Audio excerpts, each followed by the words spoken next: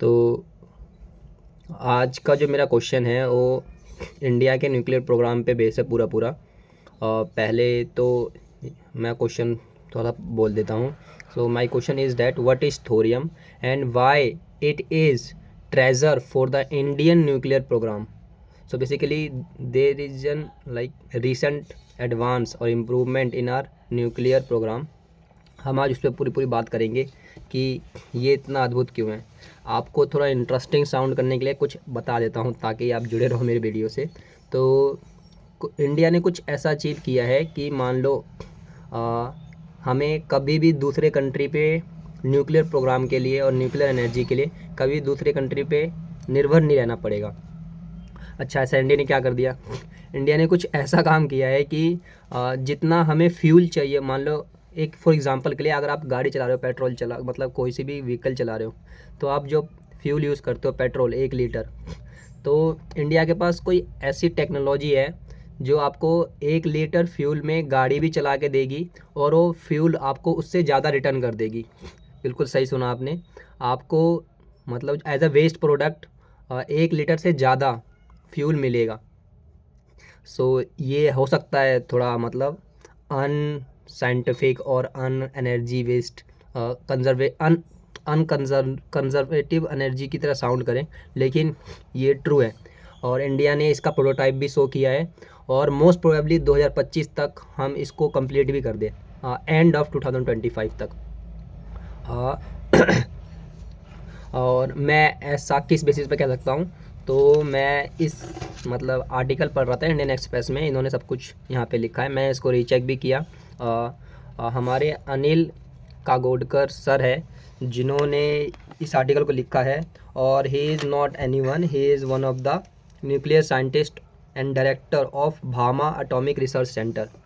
So we can be like believe on it, on him voice और on him writing. सो आगे बढ़ते हैं थोड़ा। तो अब मैं आपको थोड़ा सा बताने की कोशिश करता हूँ कि ऐसा क्या है कि मतलब ऐसी क्या ख़ास बात है इसमें। तो मैं शुरू से शुरुआत करता हूँ। तो शुरुआत कुछ ऐसी है कि जब इंडिया ने अपना न्यूक्लियर प्रोग्राम शुरू किया था लगभग 1900, मैंने डेट लिखी हुई है, 1 मिनट, 1969 के आसपास हमने अपना फर्स्ट टेस्ट किया था। और उस जस्ट टेस्ट के बाद हमने फर्स्ट स्टेज में जो टेस्ट किया था उसके बाद ही हमारे जो मेन न्यूक्लियर प्रोग्राम के हेड थे और होमी जहांगीर बाबा, उनके अकॉर्डिंग ये था कि हमें मालूम था हमारे पास यूरेनियम रिजर्व्स नहीं है। तो उन्होंने हमारे न्यूक्लियर प्रोग्राम कुछ ऐसी तरीके से डिज़ाइन किया ताकि आने वाले फ्यूचर में हम यूरेनियम की जगह थोरियम पे निर्भर रह सके। और थोरियम इंडिया में nearly more than 25% out of 100% is available. तो हमारे पास थोरियम के रिजर्व्स है पहले से ही, तो हमें यूरेनियम की ज़रूरत नहीं पड़ेगी। और उन्होंने जो भी कुछ सोचा था, उन्होंने अपने 2 स्टेज रिएक्टर तक काम किया था। उसके बाद इंडिया मतलब को 3rd स्टेज करना था, उनके बाद उनकी शायद डेथ हो गई थी, तो हम उसमें आगे नहीं बढ़ पाए थे। और इंडिया फिर बाकी कंट्रियों से यूरेनियम के लिए हेल्प लेने लग गया था।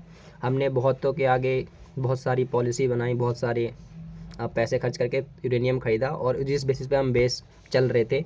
लेकिन हमारे साइंटिस्ट साथ में लगे भी रहे इस काम पे, मतलब थर्ड स्टेज को कंप्लीट करने में।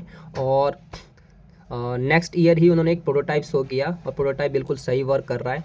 अब इंडिया अपना खुद का 3rd स्टेज न्यूक्लियर प्रोग्राम मतलब डेवलप कर रहा है और उसके अकॉर्डिंग बहुत ही अद्भुत चीज़ें होने वाली है इंडिया में। और ये टेक्नोलॉजी किसी और के पास नहीं है, ना ही USA, ना ही कोई और कंट्री, रसिया, चाइना को किसी के पास नहीं है। तो इसमें हम कुछ खास करने वाले हैं न्यूक्लियर रिएक्टर में। और ये अच्छा और ख़ास क्यों है, इसके 2 फ़ायदे कर सकते हो आप। यूरेनियम एक तो हमारे पास अवेलेबल नहीं है, और तो ये एक अच्छी बात है। और थोरियम हमारे पास अवेलेबल है, बाकी कंट्रियों के पास हो या नहीं हो उससे मतलब नहीं है। और यूरेनियम की एक ख़ास दिक्कत और बड़ी दिक्कत क्या है, uranium as an waste like जब यूरेनियम को हम न्यूक्लियर पावर रिएक्टर में यूज़ करते हैं या फिर उसकी एनर्जी के लिए यूज़ करते हैं, तो जो वेस्ट निकलता है उसको हैंडल करना ही बहुत मुश्किल काम है। फॉर एग्ज़ाम्पल यूएसए लगभग 2 टन न्यूक्लियर वेस्ट दूसरी कंट्रियों में छोड़ता है, और ये एक बहुत बड़ा ह्यूमैनिटी इशू है जो कि यूएसए को फेस करना पड़ता है। और हमें ये सब करने की ज़रूरत नहीं पड़ेगी, क्योंकि हम अपने वेस्ट को ही यूज़ करके रिसाइकल करके उसका बार बार एनर्जी बना रहे होंगे। So this is an benefit for us.